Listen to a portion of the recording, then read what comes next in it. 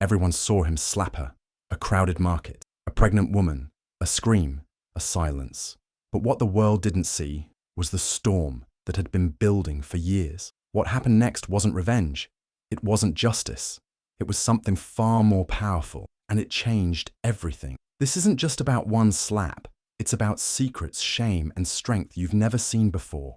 Adisa stood in the middle of the Nairobi market, her belly heavy with new life. The air was full of voices, footsteps, and bargaining sound. Then, in a flash, everything changed. Kwabena, her husband, raised his hand and slapped her across the face. It was loud. People around them stopped talking. Some gasped. Others quickly pulled out their phones. A child nearby started crying, scared by the sudden silence that followed the noise. But Adisa didn't cry. She didn't even blink. She just looked at Kwabena with calm eyes, holding her stomach gently. The crowd watched, confused and shocked. Why didn't she scream? Why didn't she fight back? Her stillness was strange, even scary. People whispered, unsure what they were seeing. But Adisa's face didn't show fear. It didn't show pain. It showed something deeper, like she had already lived this moment in her mind. The crowd couldn't stop staring. Something about her silence felt louder than any scream. Adisa didn't cry. She didn't scream or say a word. Instead, something strange happened. She smiled, just a soft, small smile. Not one of happiness, but something different. Something that made people around her stop and look again. She gently placed her hand on her belly, turned around, and walked away, slowly. The market, which was full of noise and life just moments before, now felt cold and quiet. People who had seen everything looked at each other, confused. That smile, it didn't make sense. A woman just got slapped in public by her own husband, and she smiled. Some of the crowd followed her with their eyes until she disappeared into the street. Others whispered quietly, asking, "Did you see that? Why didn't she fight? What is she planning?" The people weren't just shocked, they were disturbed. That smile was not what they expected. It stayed in their minds. Some said she had lost her mind. Others believed she knew something they didn't. A few women in the crowd felt chills. They didn't know why, but that moment felt powerful, like Adisa had taken back control without saying a single word. Men looked at each other, nervous. The slap was loud, but that smile felt louder. It said, "This isn't the end." Rumors started to spread even before people left the market. Some said Adisa was hiding something. Others said she had been waiting for this moment. Nobody knew for sure, but one thing was clear. Her silence wasn't weakness. It was heavy. It carried something deep. And that quiet smile, just a second long, was now stuck in everyone's head, replaying over and over. Something big was coming, and somehow the whole market knew it. That night, long after the market had gone quiet and the city lights dimmed, Kwabena sat alone in his house. He was angry. He kept thinking about what happened earlier, how people looked at him after he slapped Adisa. But more than that, her smile haunted him. It made no sense. Why did she smile? What was she thinking? The silence in the room was thick, but suddenly there was a knock on the door. Slow, heavy. He wasn't expecting anyone, not Adisa. She hadn't come home. When he opened the door, his face changed. Standing there was Zalika, a woman from his past, someone he had hoped to forget. She didn't smile. She didn't say hello. She simply held up a photo, old, worn, but powerful. Kwabena's hands began to shake. He tried to speak, but no words came out. Zalika stepped inside without waiting for an invitation. Her voice was calm but sharp. "Tell her the truth," she said, looking him straight in the eye. "Or I will." Kwabena backed away slowly. He looked at the photo again. It showed something no one was ever supposed to see. A moment from years ago. A secret he buried deep. A secret that could ruin everything. His reputation, his family, his entire life. He had done something back then. Something he never paid for. Something dark. Zalika didn't shout. She didn't cry. She just stood there, strong and still, like she had waited a long time for this moment. "She already knows something," Zalika said, "but she doesn't know everything. Not yet." Kwabena tried to bargain, tried to explain, but Zalika didn't want excuses. She gave him a choice. "Tell Adisa what you did, or I'll make sure the whole world knows." He knew she meant it. He could see it in her eyes, and for the first time in years, Kwabena felt real fear. Not the fear of being caught, but the fear of losing control. He had thought he was the one with power, but tonight, the walls were starting to crack. His lies, his past, were finally catching up to him. Zalika left the photo on the table and walked out the door, her message clear. As the door closed behind her, Kwabena sank into a chair. He stared at the photo, his hands covering his face. He had no idea what Adisa knew, but one thing was clear now. She wasn't alone, and whatever game she was playing, she wasn't the only one holding cards. Adisa sat alone in her small bedroom. The lights were off, and only the soft glow of a candle lit the space. The house was quiet, too quiet. She moved slowly, her hands resting on her belly as she reached under her bed and pulled out an old wooden box. It was dusty, the edges worn out by time. She hadn't opened it in years. Her fingers trembled a little as she lifted the lid. Inside, wrapped in a faded cloth, was a diary. Its cover was scratched, pages yellow with age, but it held something more valuable than gold, her truth. She opened it carefully. The first page had her name written in big, childish letters. Adisa, 15 years old. Her eyes softened as she turned the pages. With every word she read, memories rushed back, painful ones. Some entries were full of tears, written with shaking hands. She had written about her mother's silence, about growing up in a house where women suffered quietly. She wrote about the promises she made to herself, that she would never be like them, that she would break the chain.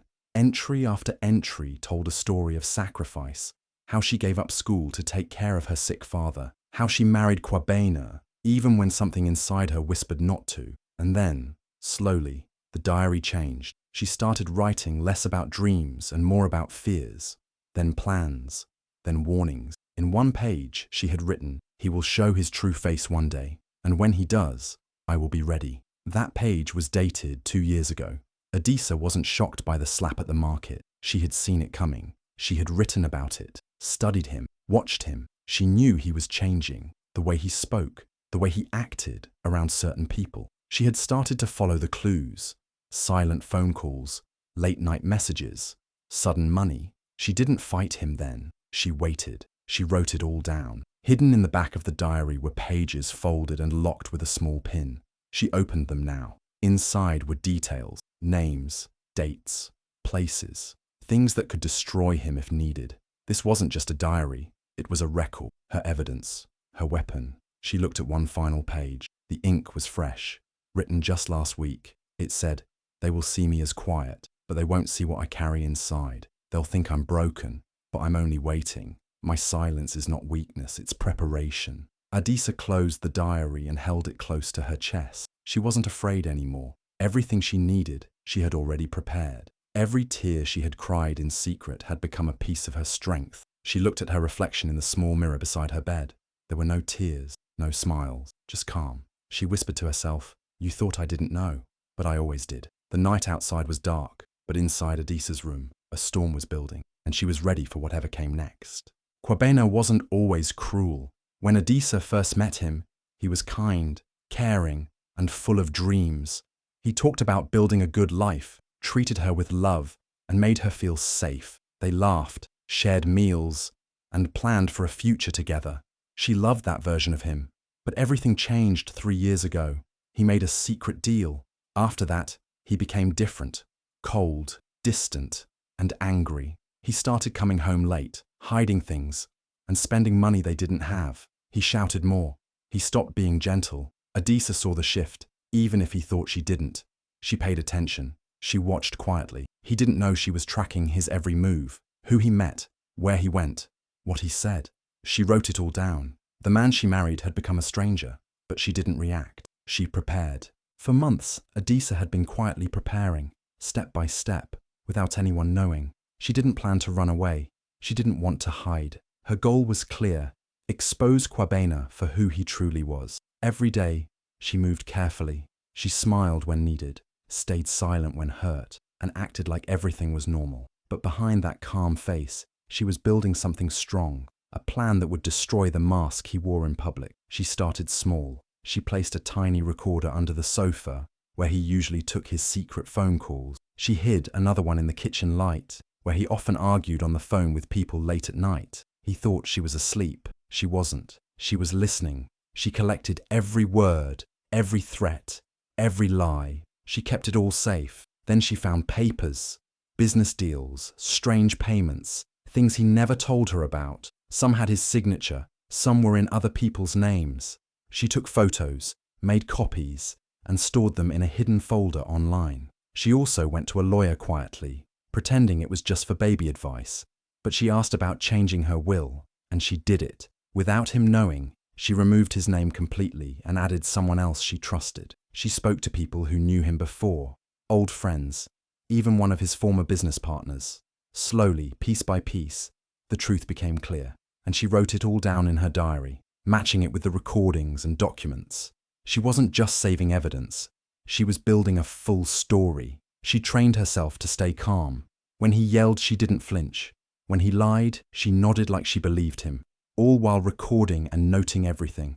It wasn't weakness, it was strategy. Even the baby growing inside her was part of the silence.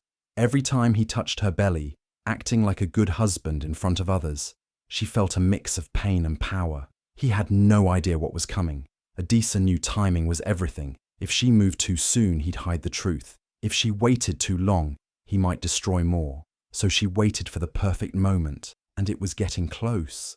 Her eyes told the story before her lips ever would. She wasn't broken. She wasn't scared. She was ready.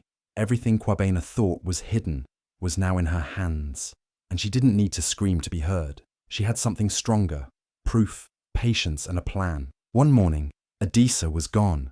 Her phone was off. Her house was quiet. No one knew where she went. People started talking. Some said she ran away. Others thought something bad had happened to her.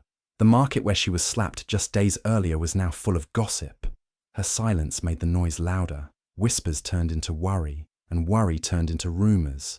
But then, something happened that no one expected. A message spread across the village. Adisa was seen in her father's village, far from the city, not hiding, not afraid, but walking proudly through the center. People gathered quickly. A traditional village court was called, something old and respected, where the community comes together to hear the truth. Chairs were set. Elders took their places. Villagers gathered from every corner. And this time, not just locals were watching. Someone was recording everything and live streaming it online. Phones buzzed. Thousands of people tuned in. The woman who had gone silent was finally about to speak. Then she appeared, dressed simply, calm face, holding a file in one hand and something wrapped in cloth in the other. Not one tear in her eyes, no fear, just quiet strength. Kwabena was also called to the court. He arrived with confusion on his face. He didn't know what she had. He still believed he was in control.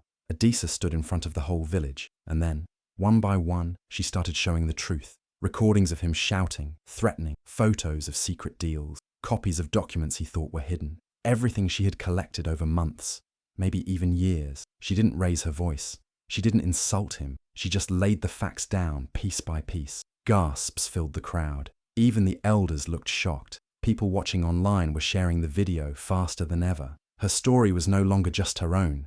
It belonged to every woman who had been silenced, every person who had been ignored. Adisa didn't bring the police. She didn't need them yet. What she brought was truth, and when spoken out loud, it was louder than sirens. Kwabena tried to speak, tried to twist the story, but it was too late. The village didn't just see the proof. They saw the calm fire in Adisa's eyes. She had prepared for this moment in silence, and now her silence was turning into a voice the whole world could hear. The court was still. Everyone was watching. Online, the comments were flying in. People were calling her brave, wise, unstoppable. And as she stood there, holding her belly, she looked stronger than ever before. This wasn't just a trial. This was a turning point. And everyone knew they were witnessing something powerful, something that could not be ignored anymore. The village court was silent as Kwabena tried to speak. His voice was shaky, but he still tried to defend himself. He said Adisa was lying, said the documents were fake, the recordings edited. He looked around for support, but the faces around him were cold and quiet. People weren't believing him like they used to. For the first time, Kwabena felt truly alone. His words fell flat, like stones dropped in dry sand. Then Adisa looked at him, not with anger, not with fear, but with something deeper. She reached into her cloth bundle and pulled out one final paper. Her voice was still calm, but her words changed everything. She said, "This child I carry is not yours, Kwabena, and it was never meant to be." Gasps filled the air. Some people covered their mouths. Even the elders sat up straight. Kwabena froze. His mouth opened, but no words came out. The shock hit him hard. Before he could ask anything, Adisa continued. She said the real father of the child was a man Kwabena had betrayed many years ago. A man who once trusted him, helped him, treated him like a brother. But Kwabena lied to him, stole from him, and left him to suffer. That betrayal didn't just hurt the man, it hurt his whole family. And Adisa, she was part of that family. Quietly, carefully, she had come into Kwabena's life, not by accident, but by choice. From the start, Adisa knew who he was. She knew what he had done. Her marriage, her silence, her plan. Everything was part of something bigger, a generational justice plan. It wasn't just about revenge. It was about exposing a man who had hurt many, not just her. It was about restoring the truth for a whole line of people who had been wronged. The crowd sat in stunned silence. It was no longer just a story about a husband and wife. It was about history, about hidden pain, quiet strength, and justice that doesn't rush, but waits for the right time. Kwabena's face turned pale. He looked like a man who had seen a ghost. In a way he had, his own past, finally catching up to him. Adisa didn't smile. She didn't gloat. She stood still, calm, as the truth echoed through the court and through the phones watching all over the world. The child inside her was not a secret. It was a message, a symbol of justice, rising after years of silence. People in the crowd began to nod. Some clapped, some cried. And Kwabena, he sat down slowly, like his body couldn't carry the weight of his own lies anymore. Adisa had spoken her truth, and in that moment, everyone saw her not just as a woman who survived, but as a woman who had planned every step with purpose. The twist had landed, and nothing would ever be the same again. Months passed after the village trial. The name Adisa was now known far and wide. People remembered her as the woman who stayed quiet for so long, but then rose with power and truth. But she didn't stop after exposing Kwabena. She wanted to help others, especially women who felt trapped or alone like she once did. So, Adisa opened a shelter, a safe space where women could come if they were in danger, afraid, or just needed support. The shelter wasn't big, but it was full of peace and protection. There were soft beds, warm meals, and people ready to listen without judgment. It became a place of healing. More and more women came. Some came with children. Some came with nothing but pain. But when they arrived, they found strength again. When the shelter launched, Adisa stood in front of a small group. Some were her friends. Some were women she had helped. Others came just to see the woman who had changed so much with silence and truth. Phones were recording. The world was watching again. Adisa looked straight ahead and spoke clearly. She said, "I wasn't weak because I stayed. I wasn't strong because I left. I was powerful because I chose how it would end." Those words flew across the internet. People shared them in posts, printed them on walls, and quoted them in talks. It gave hope to many. Adisa had changed pain into power. She had turned silence into strength. And now, through her shelter, she was helping others do the same. She had risen, not as a victim, but as a guide for others to find their own power too. And people everywhere listened.